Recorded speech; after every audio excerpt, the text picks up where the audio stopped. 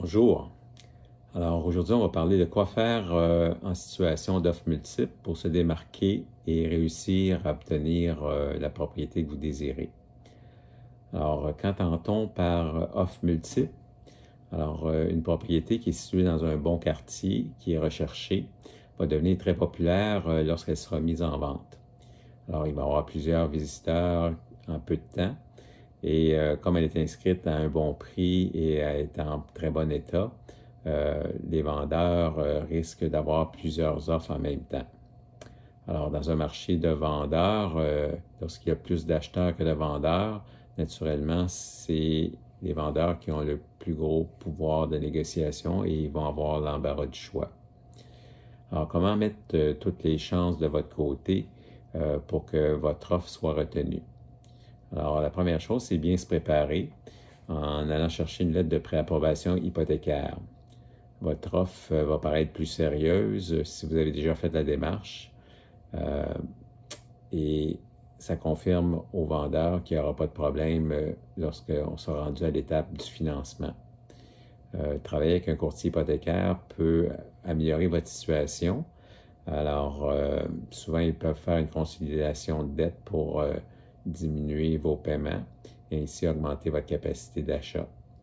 Alors, avoir une mise de fonds de plus que 5% peut être aussi avantageux, soit en cherchant une lettre de don ou en utilisant le régime d'accession à la propriété. Alors, ça paraît mieux là, aux yeux des vendeurs. Vous êtes plus solide financièrement.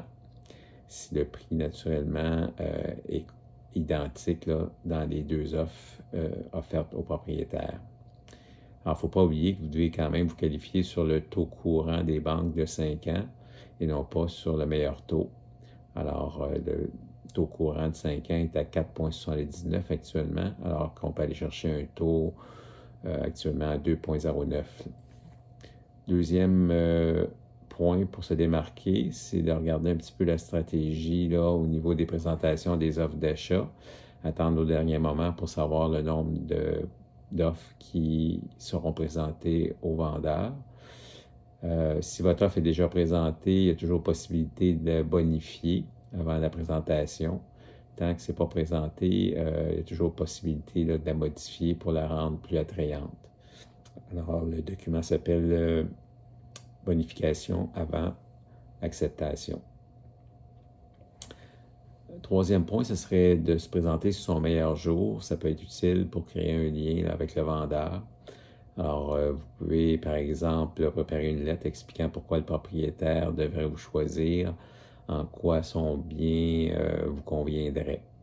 Alors, jouer sur la corde émotionnelle peut vous faire marquer des points. C'est plus difficile, par contre, en période de COVID, là, lorsque le vendeur n'est pas présent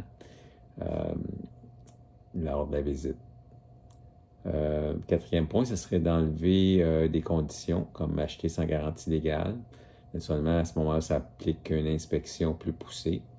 D'ailleurs, les inspecteurs en bâtiment vont toujours demander d'avoir une copie de la déclaration du vendeur pour être en mesure de voir ce qui s'est passé sur la propriété, s'il y a eu des problèmes dans le passé. Alors, trois situations qu'on voit, c'est quand c'est vendu sans garantie légale, par exemple, quand c'est le cas d'une personne âgée, dans les cas de reprise de finances, et dans les cas d'une succession où le propriétaire est décédé. Maintenant, il y a des vendeurs qui profitent du marché, de l'effervescence, pour rajouter cette clause-là.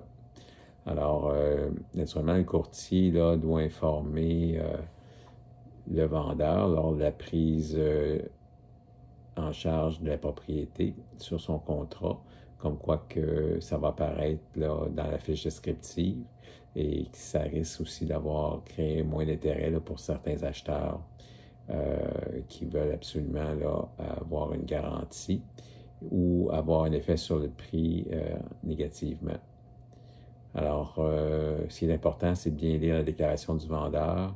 Si vous êtes en mesure d'avoir des factures, c'est toujours un atout, là, mais c'est pas suggéré de demander de le mettre sans condition, là. Alors, acheter sans inspection, ben, selon l'article 81, les courtiers sont obligés là, de recommander une inspection en bâtiment selon leur code de déontologie. Lors d'une dernière inspection, on avait vu de l'efflorescence, donc d'une genre de poudre blanche qui était dans un sous-sol. Et l'inspecteur avait demandé là, de faire une vérification du teint français. Donc, on a fait faire une nouvelle expertise. Et effectivement, le terrain français était rempli de terre. Donc, ça a été plus facile de négocier une réduction de prix. Le vendeur était avisé. Ça avait coûté environ, selon l'estimé, une vingtaine de mille. Alors, lorsque le problème est découvert, naturellement, le vendeur doit faire une modification à la déclaration du vendeur pour être en mesure d'aviser les futurs acheteurs si jamais la transaction ne se réalisait pas. Donc, c'est plus facile de négocier un prix à la baisse en cours de négociation qu'après la transaction, ce qu'il faut prouver là, le vice caché et souvent les juges vont tenir compte aussi de l'âge de la propriété, donc c'est plus difficile de gagner votre point. Alors, par contre, au niveau du vendeur, si le vice est connu, il n'est pas tenu de le garantir. Ou si c'est un vice qui est apparent, par exemple comme une fissure, donc l'acheteur n'aurait pas eu besoin là, de recourir à un expert. Donc à ce moment-là, là, il n'est pas tenu de garantir la problématique. Une autre façon de se démarquer, c'est respecter les dates au niveau du contrat notarié qui sont inscrites sur la fiche descriptive. Surtout dans les cas où on est dans une chaîne de transactions, ça peut devenir important pour le vendeur. Au niveau de l'occupation, si vous avez plus de flexibilité, souvent les gens vont demander 60 jours, mais si le vendeur doit se retrouver une autre propriété et on donne plus de délai pour l'occupation, ça pourrait être un avantage pour vous. Il faut être prêt à agir vite parce qu'actuellement, les propriétés sont inscrites environ 3 jours.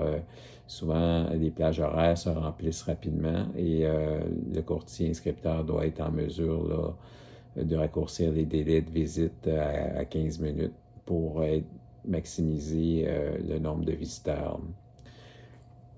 Alors, travailler avec un courtier, ça peut s'avérer déterminant là, pour trouver la maison qui va répondre à vos besoins. Une autre chose qui peut être intéressante, ce serait de comprendre aussi pourquoi le propriétaire vend. Chaque vendeur va être sensible à différents éléments dans le cadre d'une transaction. Alors, toujours essayer de comprendre ce qui est important pour le vendeur, ses motivations et adapter votre offre d'achat en conséquence. Alors, si vous avez un projet d'achat, alors je serais ravi là, de vous accompagner dans votre démarche. À mes côtés, là, vous aurez toutes les chances là, de réellement vous démarquer avec l'expérience que j'ai et décrocher le bien là, qu'il vous faut en fonction de vos besoins. Alors, si jamais vous avez des questions ou besoin de plus d'informations, communiquez avec moi au 514-892-3908. Ça me fera plaisir là, de répondre à vos questions et de vous sécuriser. Bonne fin de journée. À bientôt.